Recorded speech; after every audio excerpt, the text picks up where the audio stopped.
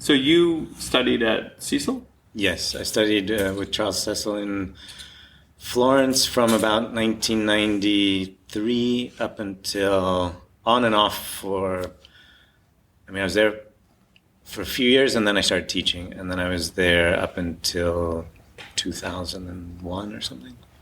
How do you know Leo? Leo you were my student, Leo? I worked for a long time for Charles teaching, and then I ended up working at the Florence Academy of Art across town. Oh, okay, because I was like, he's Florence. Yeah, no, later on I taught. Charles Cecil was a very difficult boss, and I think I got fired 2 or 3 times. And the last time I ended up teaching at the Florence Academy, and Leo was there. I can't remember if he was my student or not. And then later on, I had a studio in Florence. Florence was briefly the capital of Italy. And during that period, they built all these beautiful 19th century studios. They wanted it to be a great artistic center, Europe. And so they built this whole neighborhood. All the streets are named after artists. And I had an Italian friend who for years was trying to get into one of these art studios. They had to, by law, they had to be rented for artistic purposes. But architects and like restorers and fashion had more of there was more of a market for what they were doing, and they could afford the rents, whereas for a long time the artists had sort of lost all these studios. There weren't many. I think Syracuse University had one of them. But anyways, I had an Italian friend, and at one point the architects started switching to computers, and they didn't need the big north-facing windows anymore, because there were big rooms with a big, beautiful north-facing window. So we managed to get one of those, and we had that studio for 10, 15 years. And we usually shared it with 4 people. I was more of a landscape painter, but it was beautiful light for studio painting, obviously. And it was a prestigious address. And so we had artists kind of rotating out over the years. And at one point, Leo came in, and you were there for quite a while, right, Leo? And we actually taught occasionally in the school together. In our little atelier together. And we used it as a painting studio. There was always 4 of us at the time. So how did you find Cecil? That's actually. Am I saying it right? Cecil? Yeah, I think people use both, and I don't think he ever cared. Cecil is what he says. So it was just dumb luck. This was in 1992. I wanted to be a painter, but I didn't know of anywhere in America where they could teach you that kind of painting. I'd gone to UC Santa Cruz, which had a very good,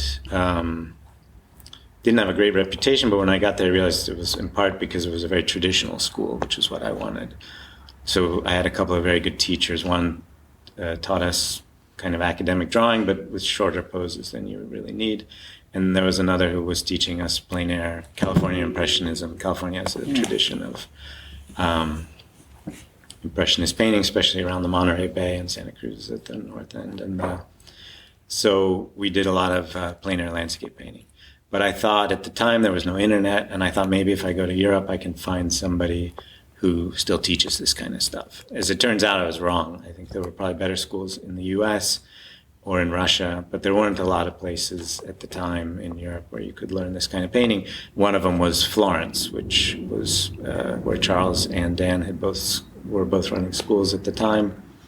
And Dan Graves, the Florence Academy. And I arrived just to do an etching course, and I saw the poster at the art store, and that was exactly what I was looking for. So it was really quite amazing, lucky, and so I stayed for a decade. So are you from California? Yeah, I'm from Los Angeles originally. And you went to UC Santa Cruz undergrad? Yeah, undergrad. And then after that, you didn't learn how to paint? Well, I mean, it sounds like the story that a lot of people tell. Yeah. Like I tell it. Yeah, no, it's very common. I mean, I certainly learned a lot, and I don't want to disparage the teachers there, because I feel like I was lucky to end up at Santa Cruz too, and I liked a lot of what they had to say. Hardy Hansen and Patrick Ahern, but it wasn't the kind of rigorous academic training that I was looking for. Yeah. And that was what Charles' school gave me. It was a very portraiture-focused school, so we just painted portraits like 6 hours a day, and long poses, big portraits. He had this idea at the time that was quite interesting, where he felt that all of the great portraiture was done because artists were standing at a distance observing their models. And he would tell us this while we were in these really small rooms. And he would say, but here you are. It's nice because Jesus, Leo. One of the students. Yeah. Trying to find that photo. You can just start. Yeah, so Charles would tell us that the secret to great portraiture was big space, but he didn't have big spaces in his studio. Irony. Yeah, the irony. But what's nice is after Leo and I, we were the last ones in the Florence studio, and when we left, I called Charles, and he took over the rent. And if you see the work that his students are producing today, it's much. I think he's managed to prove that he was right in that, because they're producing much better portraiture with the broad focus that he was trying to get us all to do back in the day. Wow. And so that was really nice to see. And I thought Charles was a really interesting teacher. It was a fantastic school, especially for portraiture, and especially if you knew how to draw before you arrived. And so then I was lucky with the Santa Cruz program. But I felt like his drawing program was a bit weak, and even I think I would probably be a better artist if I'd had a better drawing program.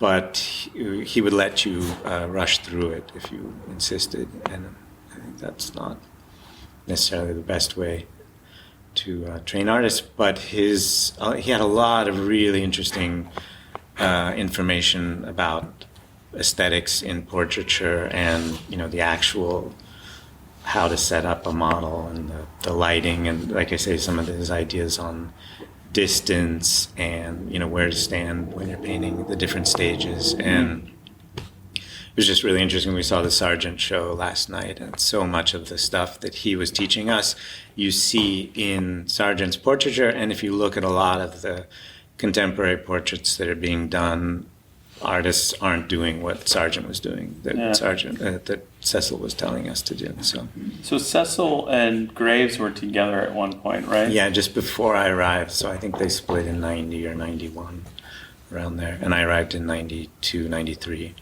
Cool. And then Michael John Angel is also around there, am I right? Yeah, he has a third school, and I don't have a lot of...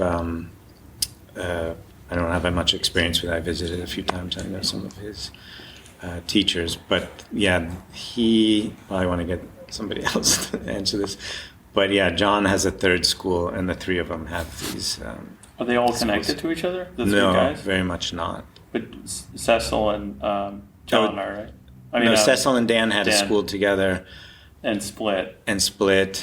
And I think Angel and... had something to do with Dan, and then they split. And so Florence kind of like ended up being like the destination spot for realist painters, right? Yeah, I mean, in a way, well, it was already for hundreds of years. But what is really interesting about what Cecil and FA and Angel are doing is that I think it's just an amazing place to study, because you're just surrounded by this incredible sense of but also just the city itself has this wonderful sense of proportion. There's beauty everywhere. You have these incredible, for such a small city, it has these art collections that are insane. Yeah. And in all the churches, we would go to have a drink in the evening, and you just stop into, the church next to the wine bar, and there's, Pontormo and Cheesery, and this amazing That's awesome. stuff to see, and it's just you're just saturated with it for the years you're there. So I think it's a wonderful place to study painting. I've still never been to Italy. Really? Sadly. Your wife's Italian. 100% Italian. Yeah, we can't get we keep trying. We'll make it one of these days, but I gotta go. Yeah, because it is really, and it's, it's so diverse. Florence has all this, the Renaissance beauty. Obviously, Rome has Baroque, Renaissance, and Roman. And then the 19th century, isn't really as well known as it should be. So a lot of central Florence was torn down in the period when it was going to be the capital, and was all rebuilt 19th century with this sort of neoclassical architecture, which is very beautiful too. But the 19th century painting is really amazing, and like nobody's heard of these guys. Yeah. I mentioned Cesare before, and Telemaco Signorini was one of my favorite painters from Florence. Who else? You have Abate, Fattori, and Palazzo Pitti has this gallery on the second floor. I can't remember because in Europe, I think it's the third American floor, the second European floor. Anyways, they have this. It's called the Gallery of Modern Art, and the Italian sense of modern art is everything after Napoleon, when the art became more sort of for the people and modern subjects, and not all the church and the king. It became much more there's a lot of nationalist art too, with especially around the Italian independence. But this whole 19th century is just amazing, and was kind of ignored and forgotten after World War II. So it's really amazing. So fast forward to today, and you live in France? We live in France. We moved to France 2 years ago. We were living in Italy for a long time, and I was living there. And then I met my wife, who's she was an academic, and so I moved to Croatia with her, where she was teaching at the university in Zagreb. She decided to become a painter. She quit her career, and so we went back to Florence so she could study. She went to the Florence Academy, which we were kind of up in the air about which of the two schools to go to, because not Cecil. Not Cecil. Like I said, I love what I got out of Cecil, but I think that drawing is really the crucial thing to learn. And I had really hoped she would study painting with Cecil too, but she finished the Florence Academy course quite quickly, and then I didn't want to stay in Florence anymore because the city it's a wonderful place to study, but it's a very difficult place to live as a painter. It's not there's not much of an art market there, and the cost of living had gotten really high. So we moved for 3 years to Portugal, to the middle of nowhere in Portugal. Awesome. I had always wanted to live in an area, kind of a rural area with rolling hills, and Tuscany is very beautiful, but around Florence, because I had switched more to landscape painting, the landscape around Florence, especially in the Chianti, is not my favorite landscape. And if you look even at the Macchiaoli, the Italian landscape painters from Tuscany, they didn't paint much in Chianti. They would go either to the Mugello or to the coast, or south to around Siena. You get the beautiful wheat fields, but around Chianti is mostly olive trees and vineyards, which don't make for great subject matter in paintings. Olive trees have no form, and they are all of the olive trees in Chianti died in like 1984, so they're all quite small today. They've all grown back, but the vineyards are lots of parallel lines. There's never been a great painting of a vineyard in the whole history of Western art. Wow. And so I wanted to move somewhere with more open space. So we actually looked around Siena at first, but it's so touristy and expensive. We stumbled across a beautiful place to live in Portugal, but we found that the weather there was very difficult with the heat in the summer and the long cold winters for painting. And at the same time, the year we moved to Portugal, we discovered this area of France that nobody's heard of, and a lot of French even ask where it is, and it's called the Gers, and it's in the southwest between Toulouse and Bordeaux, and our main city is Toulouse, but they call it the Tuscany of France. But what's interesting about it is it's all these rolling hills, just like what I wanted, with the wheat fields and the sunflowers. It's very, these little picturesque towns. It's incredibly beautiful to paint, but the landscape is very new. It actually didn't exist 70 or 80 years ago.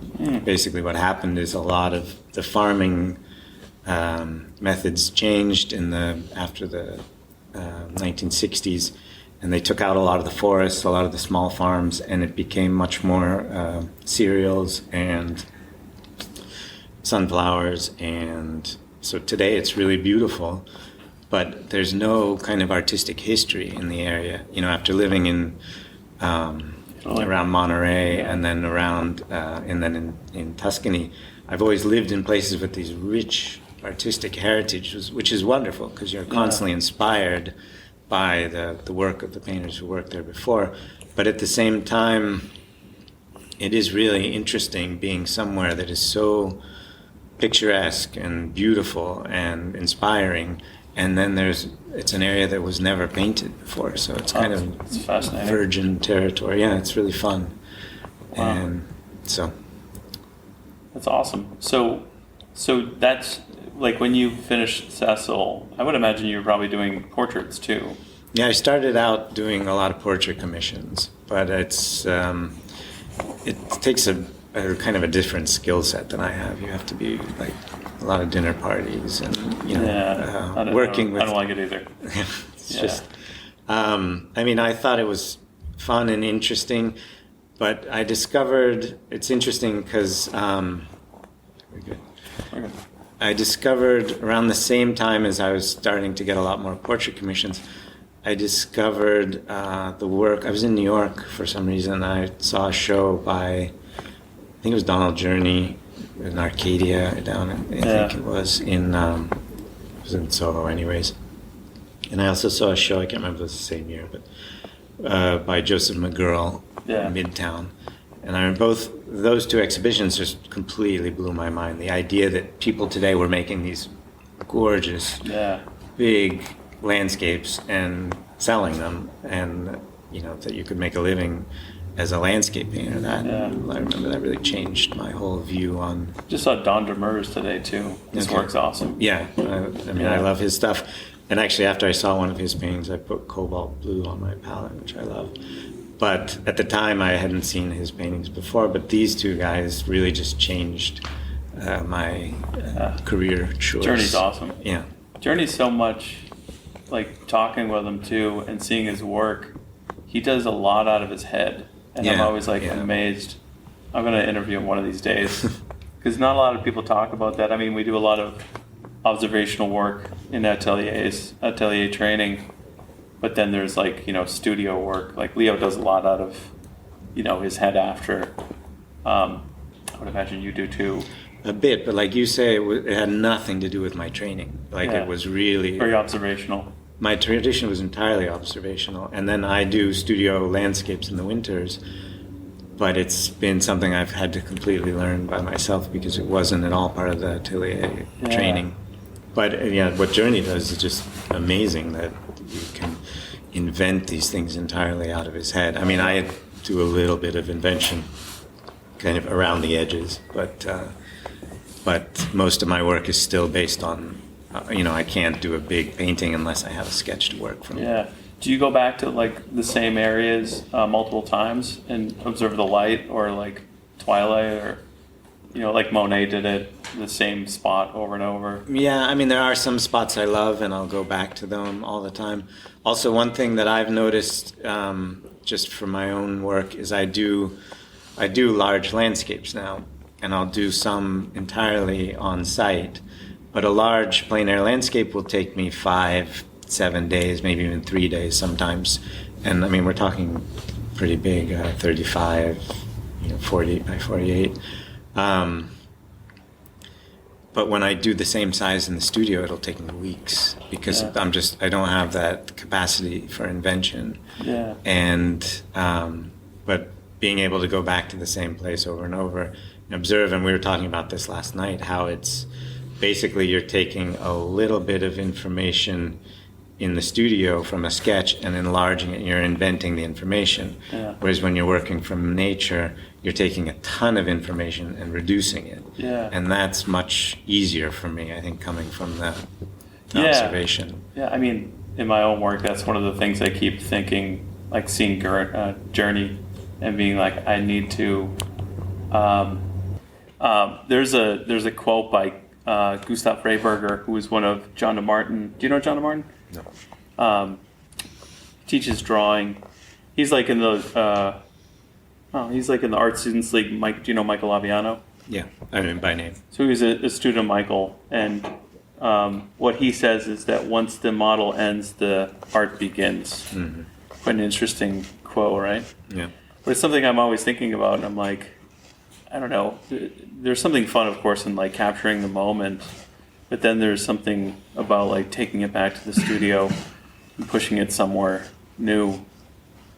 Yeah, I mean, I find that when you're out in front of nature, I also, when I got into this, it was interesting when I was at UC Santa Cruz, there was this, I studied biology actually at the beginning, I wanted to be a biologist. And there was a quote that was going around the biology department was that a biologist was nature studying itself. You know, we're part of the natural world, we're part of nature, and we're studying to understand how nature works. So it's nature studying itself. And when I went to Florence, I realized that that came from Renaissance Neoplatonism, where you had Pico della Mirandola had written that basically God had created man to worship himself, and so we're part of God. But what I always thought was that the artist is basically nature revering itself. You go outside, you stand in front of this beautiful subject, or inside in front of a model, and you have this inspiration. You fall in love with this, the visual world. Yes. And but you are also part of that Yeah. natural world. So it's just this interesting idea of nature revering itself and capturing that moment, all part within itself. And it was funny because when I discovered the site size method, that kind of worked perfectly for this idea I had of the way the artist, reveres nature and is nature revering itself. And that has kind of always been the way I've worked. I've always been very respectful of the natural world, and I don't really feel when I'm outside, I don't change things too much. I'll walk, a few more feet to find exactly the view I want, and then I try to paint exactly what I see, and site size works beautifully for that. But, sorry, this was a long-winded way of getting back to your point. Yeah, you're good. When you're back in the studio, I feel a lot more freedom. I feel a bit like I try to respect and follow nature when I'm out in painting from life. But then when I'm back in the studio, I feel a lot more freedom to invent, to play with colors, to move mountains, move stuff around. And there's a certain, liberty, freedom in working in the studio where you're making more, of the painting. But for me, they're both wonderful kind of experiences, and I wouldn't say I have a preference for one or the other.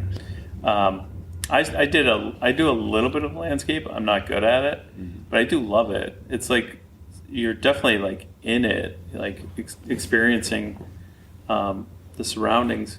And one of my teachers was Ted Minoff, and he would, like, I did the Hudson River Landscape Fellowship, and I remember him talking about like the academic French tradition and going out there and like almost like collecting data, almost like how the Hudson River guys were doing it. Yeah, they go out, they kind of grab everything, and then in the wintertime they would go through their sketches and almost like what we call photoshopping now, kind of put things together. And like when you were able to actively go out and get the data, you get it and paint, do plein air and sketches and studies. But then in the studio was when you were taking kind of everything and putting it together. And I thought, this is a fantastic way to kind of think about it, because he was also talking about doing like color sketches as a pushing of the color, and then you had the ability to either tone it down, and each piece acted as like a different piece of data. You could either go do studies, and I remember Jake doing that too, like watching him kind of work, because I was his assistant for a couple of years, and I remember helping him in Photoshop kind of flip some of the drawings as we were talking about composition, and I was like, why don't you flip that, like, and just mirror it, and then put it over here, and it just balanced it more. And it's like, Yeah, I saw some of his very beautiful landscapes where he was doing the water studies of how the ripples would behave, and then spending, on site, and then spending a lot of time working that up in the studio. Yeah, I'm amazed at that. Like trying to find the geometry and perspective of light. I mean, there was a book I remember him and Ted were going back and forth over on how to figure it out. And I think Eakins had it in some of his earlier perspective drawings of the ones on the Philadelphia River. Yeah. But it's so fascinating. Like really, when anyone jumps into something, then you really get in the weeds and figure that stuff out. I mean, that's certainly constructing a landscape in the studio is, like I was saying before, it's incredibly difficult. And then, someone like Journey who can invent stuff is obviously amazing. But also, I tend to work more in the Jacob Collins method of going out and doing little studies. Also, one thing that I've done that I find is a nice balance between the two is I'll start a big landscape outside on site and then finish it in the studio, because you're able to put notes down and then coming back in the studio just gives you the extra time that you need, because so often we're restricted outside by the sun setting. The short days or the seasons, depending on how long you work on something, the weather. Do you find it freeing to work larger outside? I would be so scared. Like I do little studies all the time. I mean, I was trained, we were talking about this before, I was trained to always key the sky first and then to key everything off of that. And it's just cerulean blue every time, right? I'm kidding. California. Yeah, no. No, but the fact is that it took away a lot of the fear of the big white canvas, just having that little way of jumping in. It's funny because of my biology background. Where we live in France now, there's a lot of insect variety, and I've actually stopped keying the sky first because all the bugs fly into it immediately, and I end up killing all these little bugs. And so now I paint the whole painting without the sky almost, so that I try to do a little bit less damage. But so what's big though, like for you? Because like you have your students do like studies, and your studies that you have them do are like 8, 10, 9, 12, 11, 14, I think, right? Yeah. Then I see that as like, oh, that's like my normal size painting. My studies are usually like 6, 8. Yeah. So my normal studies are 8 to 12 or 11 by 14. I tend to use the same two sizes just so I can always have the frames ready. Yeah. But big for me would be, like I say, 35, 48 and up. I think the biggest one I ever did, the length was 72. Wow. So that took a couple weeks. You need a big easel for that. Yeah, well, it was a vegetable garden in front of the house. So I actually just took out the studio easel. Yeah. And parked it in the front yard. And worked on that. I always feel like my luck would be like it'll rain that day, and like I got out there and set everything up, or the wind will blow. Well, like I said, it was 20 feet from the front door, so it wasn't that big a deal. But also, for a long time, I had a Land Rover that was kitted out, and I would actually had a platform built on the roof, so I could. That's awesome. Because the olive trees were such a problem in Tuscany, I've seen Ansel Adams had a similar thing where you could take pictures. But so I could paint from the platform, and it was a Land Rover Defender, so it was very tall. On the top of it. Yeah, that's amazing. But that was risky with the wind. I would buy a 6-pack of water and hang it off the easel because it was a useful way. But outside, I lived in places like Italy or Portugal or even France that it never rains in the summer, so you can have weeks. I went to grad school at the Academy of Art University in San Francisco, and we would go paint in Napa. I took a landscape class there. Again, I wasn't good at it, but I remember doing like a good one, and then the skies just opened up and it just washed it away. Yeah. I mean, granted, I probably didn't use enough paint, but I was like, wow, this is like my teacher was Bill Mon. I don't know if you know who Bill Mon is, but he was like, landscape painting is a sport because you're fighting the bugs, you're fighting the elements, the wind, the weather's changing, and also people who want to come and have a conversation with you. I mean, we were painting in some touristy spots. We went to Thailand and painted on Raleigh Beach, and then we were in California recently painting, and people say, "Oh, isn't it, isn't that a problem with all those tourists?"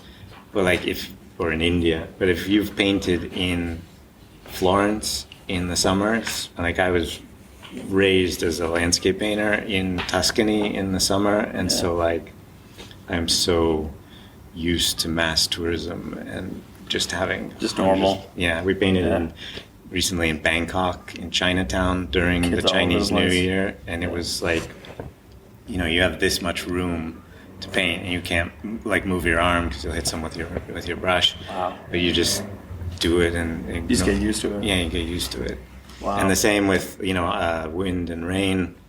I used to teach every year. I hope I'll go back soon to. There's a plein air festival in Wexford, Ireland, and they asked me to teach. I think it's the biggest plein air festival in Europe, and I've taught a few times for them.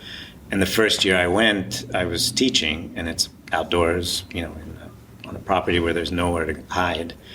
And I had my little rain jacket, and I was, right after I set up, it just, like you said, the sky opened up, and it just, deluge. And oh, man. I remember just turning around to look at the students like, okay, I guess that's it.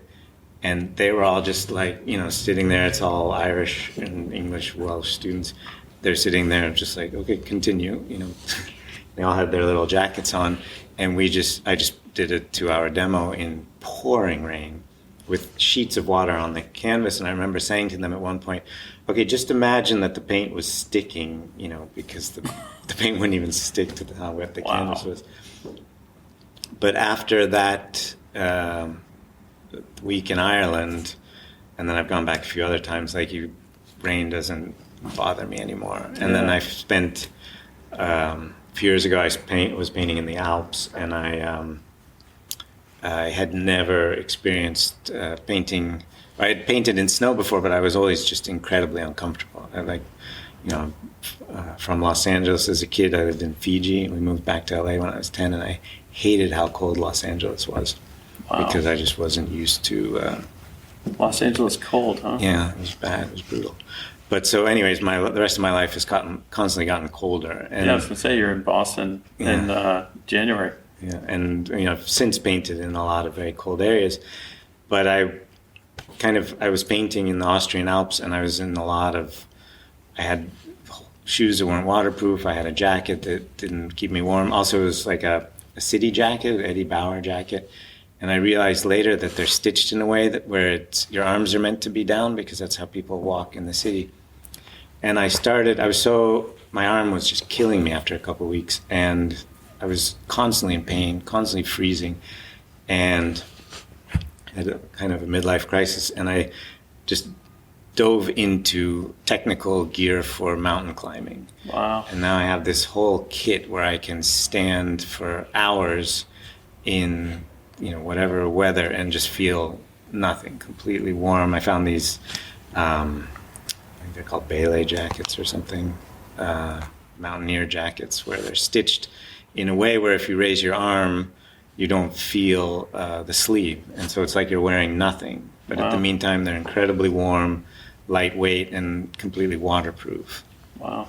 So I can now stand outside for hours and be completely toasty and comfy and warm. So do you take your sketches or like your plein air stuff, and that goes to galleries, and you do the studio work too? Yeah, I mean the studio work tends to be a bit different. It comes out different always. But we do try, they say that anybody can make a fast painting look alive, but it's very difficult to make a painting that you spend 2 months on look alive. That's a lot of the challenge in it. So I think Chase said that it takes 2 artists to paint, one to stand behind with an axe to cut off the arm before the artist destroys it. I've heard variations of that. But yeah. It's sometimes you don't have a choice. Like you really just have to keep working on this. Sometimes the paintings are battlefields, but at the end, like I said, I did this for a long time, and I'm not saying my studio work is the best thing out there, but I'm often happy with the results, and I feel like I'm able to say what I want to say and keep a sense of interest in the work. But it does take a long time. But yeah, at the end of the day, I will send everything to an exhibition, the plein air studies and the finished studio paintings. And where do you show? I show in America. I have a few galleries in one out on Cape Cod, Allison Collins, and I show mostly with the Grenning Gallery on Long Island. Yeah. And I was working for a while with Anne Long in Charleston. She's sort of semi-retired now. Who else? I have a gallery in France, who we sell a lot with, in the Dordogne. It's a very, very beautiful, I don't know if you've ever been there. It's one of the most beautiful rivers in the world. We don't travel anywhere. I feel so, yeah. Well, the Dordogne is amazing. It's one of the most beautiful rivers in the world, incredibly clean. You can canoe down it. But what's really cool about it, too, is there's these prehistoric museums. You have Lascaux, the caves there with the cave paintings. And Lascaux is impressive, but it's a copy of the original. And the painting quality isn't as kind of refined as some of the smaller work that you see in the prehistoric museum there in the Dordogne. It's like this stuff is 30,000, 20,000 years old, and the craftsmanship is just amazing. Yeah. And they were, functionally the same as we are today. They were living in France at the time. It was covered with snow, and there was only a couple thousand of them in the whole southwest of France. And you see this stuff, and it's just mind-blowing how good people were at making art 20,000 years ago. So it's kind of fun painting in the Dordogne because you really feel like you're connected to this 20,000-year-old tradition of making art. That's awesome. And so it's one of the only places in the world, I think. And but so anyways, we have a gallery there in Sarlat, and they do quite well for us. The Dordogne is such a beautiful area, and again, there were some very good local painters, but not that many, and the stuff is all bought or in museums, and nobody's selling it. So we found quite a good market selling landscapes there. You have certain areas, like the Monterey Bay or Honfleur. Around here, you have Gloucester Harbor or Long Island. There's New York, obviously, where you've just had these long traditions of painting and really, really top, world-class artists. So you have tons of wonderful paintings that you're competing with, even as a contemporary realist painter.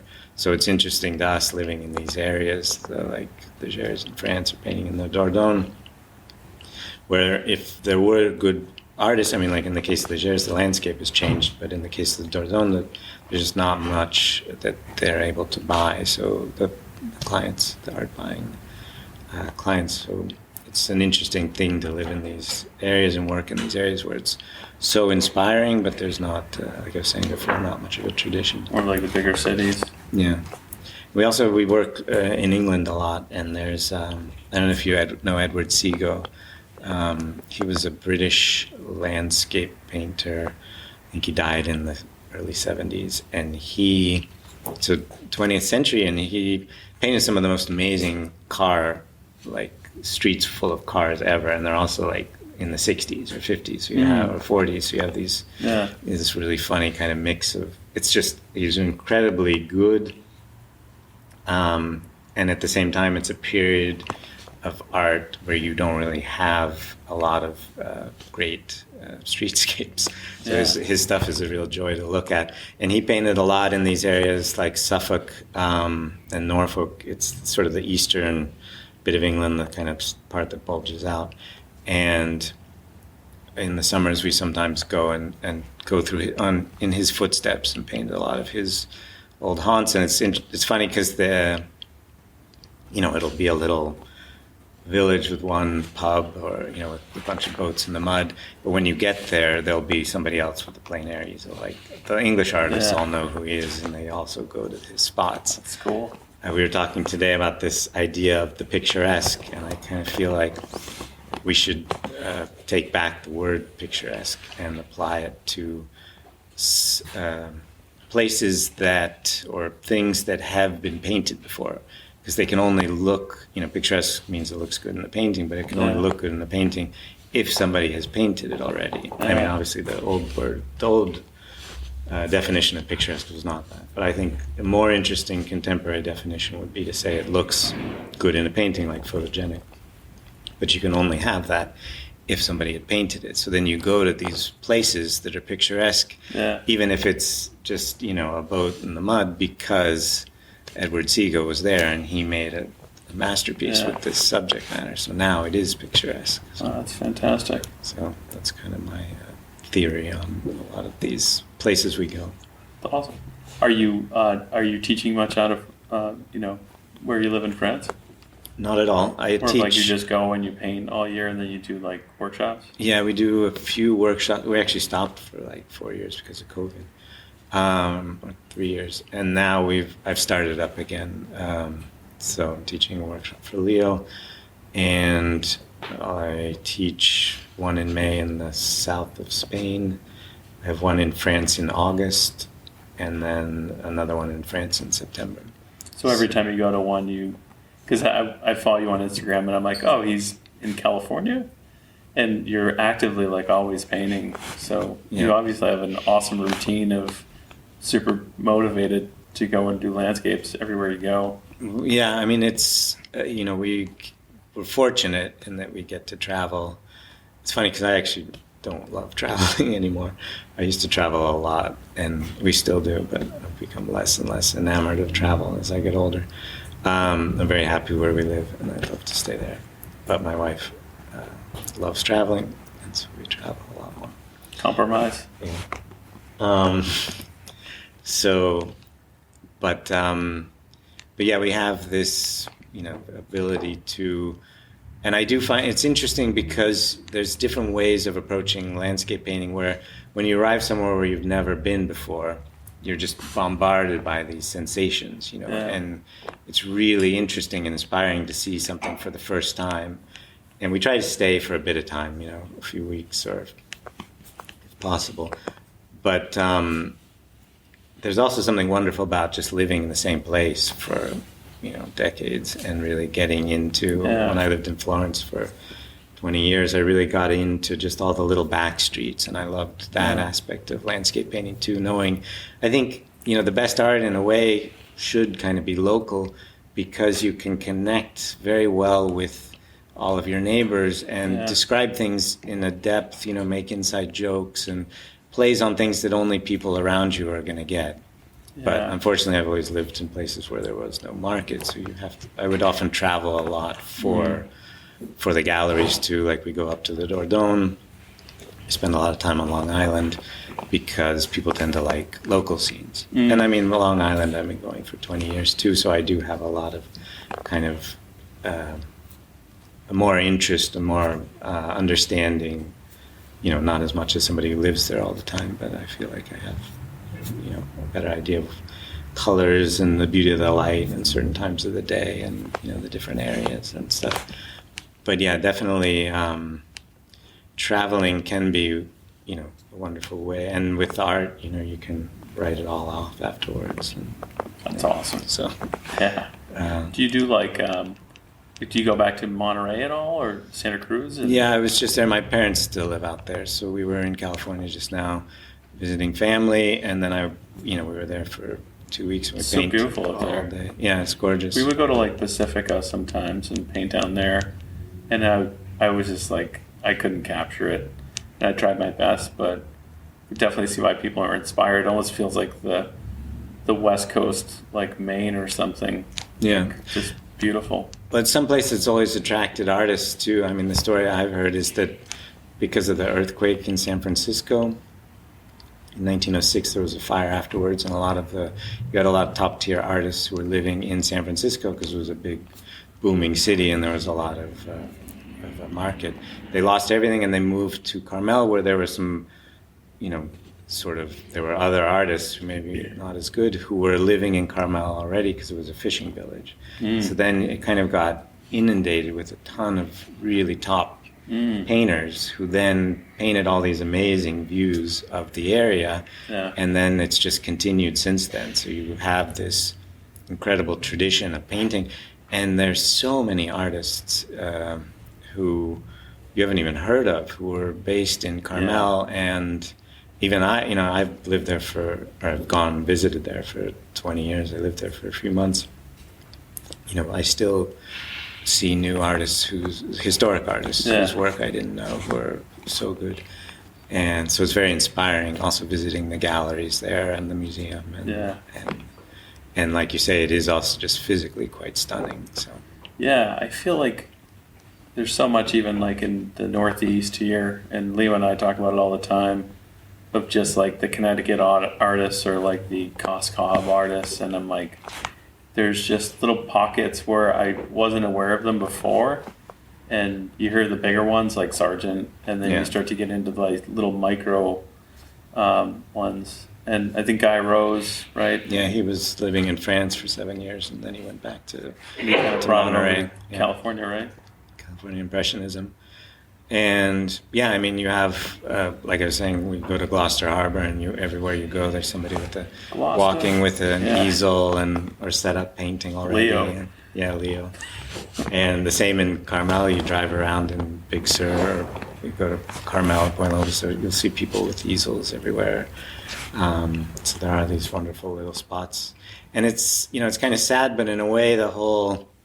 There were so many good artists in the 19th century, late 19th century, and the early 20th century, and they've just been lost to, they'll have one exhibition every 2 decades, and if you don't catch it, you'll never see the work. And, we're even seeing that in France. Obviously, the Impressionists are really famous, but there were local painters in the little area where we are who did beautiful work and are just kind of lost to history unless you really delve in and start looking for them.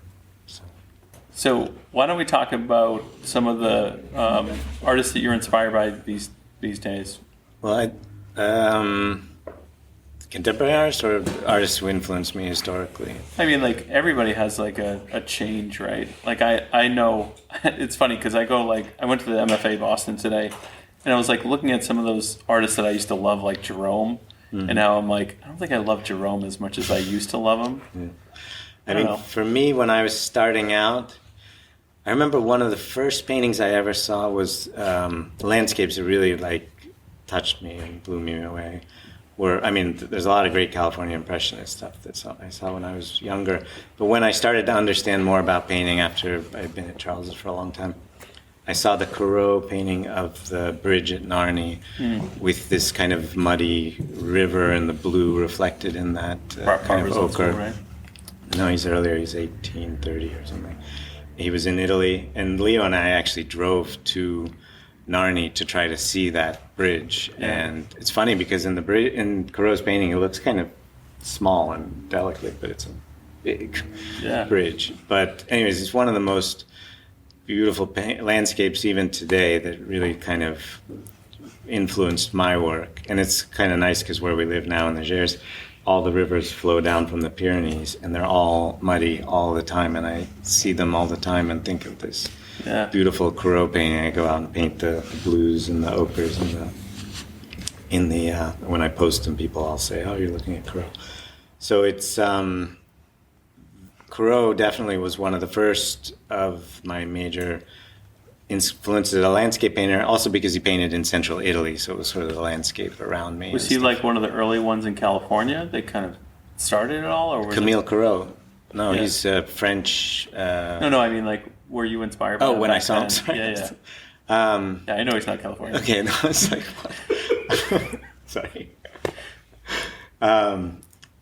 No, this was when I was in Italy at Charles Cecil Studios. So yeah, Corot I saw. I don't think I had seen him. I had probably seen some of his smaller work in California, but I really fell in love with them when I was in Europe, and I think I saw a big Corot show around 2000 or something. And but then you were talking about changing influences. I discovered the landscape painter Isaac Levitan. I don't know if you know his work. Yeah. So he, I had never heard of him. I think because of the Cold War, we didn't get a lot of the Russian art wasn't available. Yeah. But when I first saw his work, that was really that touched me. And I remember when I first saw them in Moscow, I was like just completely blown away. I had to sit down. It might have actually been the party the night before, but it was really, really moving to see these paintings in person. Yeah. There's just I don't even know how to describe it. The craftsmanship is incredible, and also there's a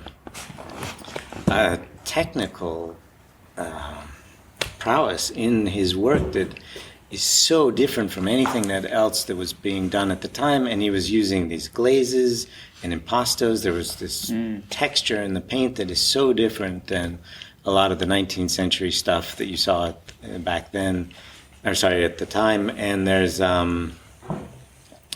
he knew Serov, and you look at the Serovs at the same period, and he was also playing with glazing a lot. There's one, I think, of his wife in the shade, and there's all this terrible cracking in it because I think he kind of overdid it.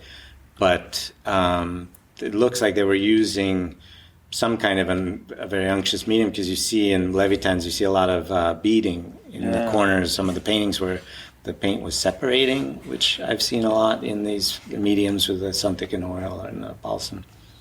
So I don't know what he was using, but I was just, there's that one of the birch grove where you stand at a distance and it's all kind of grays, and then you get up close and it's all done with these orange and purple glazes, and it reads like an optical gray at a distance. It's just incredible technical virtuosity. So that really changed my life as a painter when I saw the Levitans in person. Wow. And then it was nice because a decade later we were asked by the Russian government to go to Plios and paint where he had done a lot of these paintings. Wow. Unfortunately, it rained for 2 weeks straight, but we met a lot of really interesting Russian painters and painted every day in the rain. Having come from Ireland, we were all used to it. And it was, really magical. His house is still there, and to see the subject matter in person. So that was quite interesting. They had raised the whole town, which I thought was weird. It used to all be 2 stories, and they raised the town, so now it's all 1 stories because they needed to dam the river or something. And so, but yeah, I was really impressed by the Soviet painting too. I had never seen any of that, but I remember going to St. Petersburg and walking around the museum, and in Moscow too, the Gavrilov and Plastov and these artists who I had never heard of, and the work was really what was the scale? Impressive. Is Levitan paint large? Everything. Birch Grove isn't as big as you would think. It's like what size is Leo's painting there? Maybe a bit longer. 30-40 or something? 30-40, yeah. But then there are lots of smaller ones. But I don't think his biggest was quite large. And it's interesting because I don't think he was working outside as much as you would think. You look at this stuff and you think it's so mind-blowingly naturalistic. There's no way he wasn't in front of this. Well, if he's glazing too, that means there's an element of studio, right? Because it has to be bone dry. And if you see how long he was taking on some of these paintings, and there's one that apparently wasn't even a real place. It's all invented, but it looks like just a perfect plein air landscape. Awesome. It gives us something to strive for. So when you go, do you try to do a study of it, or obviously we get yelled at. I'm sure you do too. I always get yelled at for being way too close in a museum. Yeah, and in Moscow it was funny. You could pay an extra $5 or something, and then they would give you permission to use a camera. Oh. And so they let you get up pretty close. They don't really. That's awesome. They don't really harass you. So I have a whole bunch of these real close-up shots of the glazing and stuff. Did it change some of your techniques and stuff? It definitely made me see what painting is capable of, because you're looking at a guy who's using sort of 17th century techniques of glazing and impastos, but then he's using like an impressionist palette. Yeah. Like, I don't think I've ever seen anybody else do anything like that. And then on top of that, he can draw. Like, I'd be interested to see. Yeah, that's actually one of the things about the Impressionists. I love them, but I also don't. Yeah. And a lot of the time, I'm like, I think it's just Monet.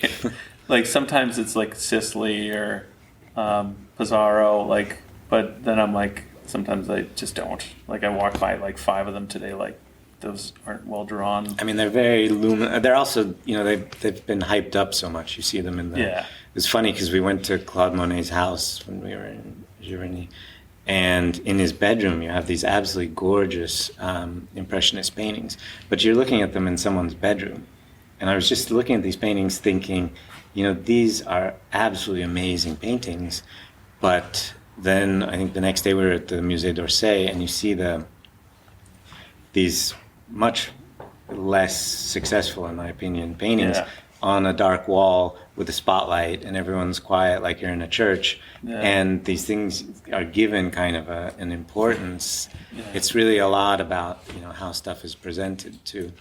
But yeah, with the Impressionists, they are, there's drawing issues, and it's kind of funny. I lived for a bit outside of Paris, where all the Impressionists painted, and the French government has these like little Impressionist walks. You can get a map, and everywhere an Impressionist painted, they put a poster of the painting up, so you can stand there and kind of check their shapes and stuff. And there's like a sense of like it's too popularized, right? I think that's why, like, I usually avoid most of them.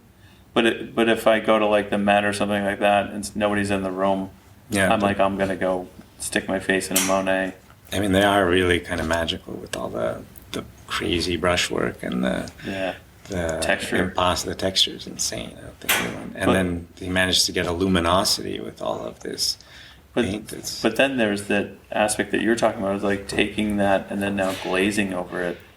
I can only imagine. Well, it's Monet I think he's quite amazing technically for this crazy kind of impasto. But one thing I always thought was interesting is that there's this idea of color vibration. Olivia talks about it a lot. With, so at the beginning of painting, everyone was using tempera, and they would use these little hatches and get their vibrating colors through the hatches. Yeah, you see it in like Wyeth's work, Andrew. Yeah, but certainly in the Florentine school, the early Florentine paintings are hatching with these with tempera, and then at one point they started varnishing with oil paint, and then they started tinting the oil, and then it basically became a glaze. And then for hundreds of years, oil painting was always about glazing, but it really came out of the early oil painting, and they would then get the color vibration through these transparent layers. Yeah. And then with the French Revolution, after the whole of Europe changed, and I think the materials guys got cadmiums and cobalts, high chroma and also colors.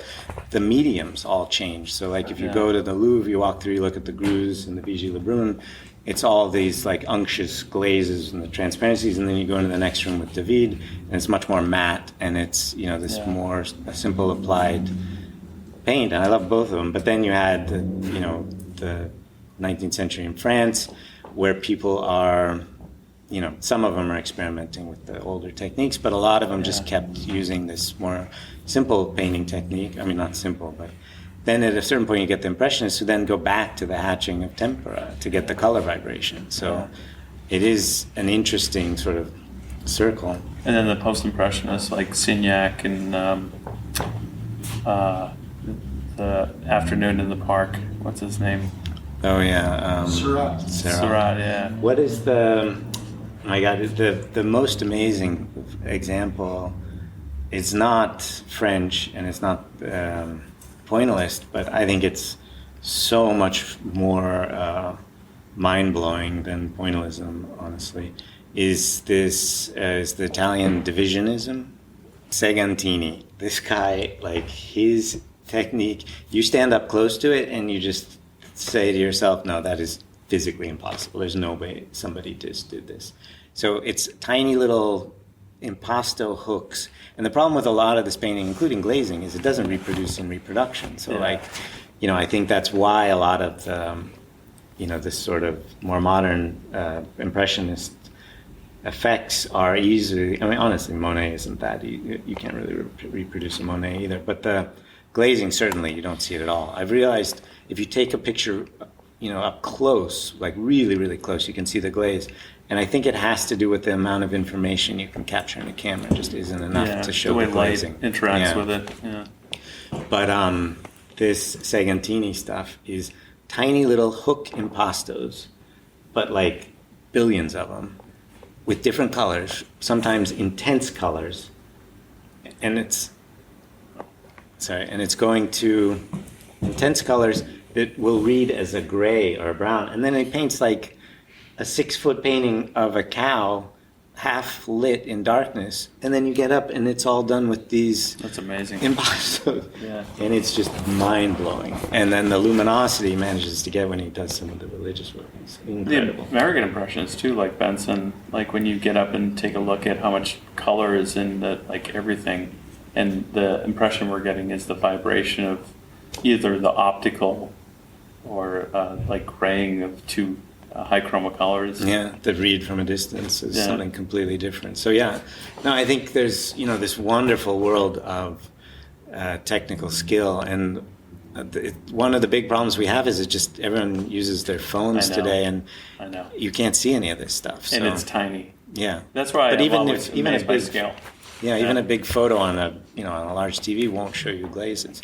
Yeah, I think it's part of, like, you know, it's just a different experience. Everything's fed kind of the same format, square, or, you know, Instagram or something like that. Mm-hmm. I was at Bo's gallery today, and I had asked him about a Dines Carlson. I don't know if you know Emil Carlson. Yeah, of course. But his son was very, like, impressionist, and he used to do a lot of landscapes. And I was amazed because I was ready for this, like, little still life to be brought out, and he had a landscape in the background, so he was playing with this depth. But it was huge. Mm. It was like I think like 32 by 35, and I was like, that it was way bigger than I thought. But it's like that's the way it was intended, for people to go in and experience it with light interplaying with the surface, not like passing through passages of oil or glaze, and not just lit from the back. Yeah. Yeah, you get this luminosity that is just wonderful to stand and witness in person. Yeah. But yeah, and I don't want to also sound like a kind of get off my lawn with your phones, kids, because honestly, the books don't reproduce the glazes either. Yeah. It's just something about any kind of mechanical reproduction. Is just not enough information in it. So yeah, awesome. What? Anything else you want to add? Anyone else you're looking at, or no, anyone else we should look at? I mean, those are kind of the three that come to mind. Leviton's right where you're at? Yeah, Leviton's awesome. Where it's at. So. And the last one? Segantini. Segantini? Yeah, I can't remember his first name. He's Italian, but he lived in Switzerland, and I think a lot of his paintings are in St. Moritz. But a few years ago, they had a big exhibition of his work in Milan, and I was unfortunate enough to see it, and it was really stunning to see in person. And like I said, it's just something you can't see. And we have to go see it in Italy, right? Or Switzerland. Yeah. Awesome.